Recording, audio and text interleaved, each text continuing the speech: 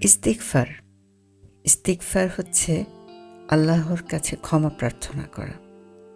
আমরা বলি আস্তাগফিরুল্লাহ, আমি আল্লাহর নিকট ক্ষমা চাচ্ছি।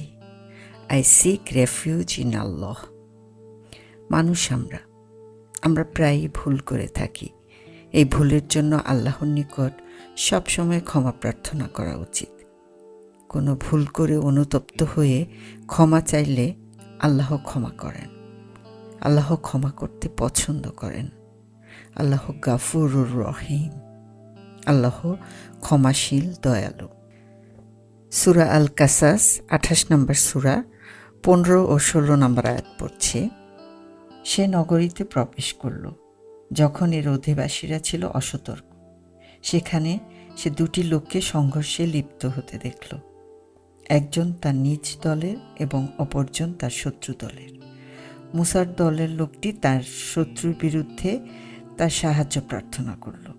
তখন মুসা তাকে ঘুষি মারল, এতেই তার মৃত্যু হলো। মুসা বলল, এটা শয়তানেরই কাণ্ড, সে তো প্রকাশ্য শত্রু ও পথভ্রষ্টকারী। তখন মুসা আলাইহিস সালাম আল্লাহর কাছে একটা দোয়া করলেন। তিনি বললেন, রব্বি ইন্নী যালামতু নাফসি ফাগফিরলি।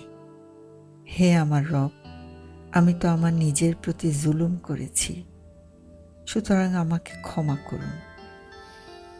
অতঃপর তিনি তাকে ক্ষমা করলেন।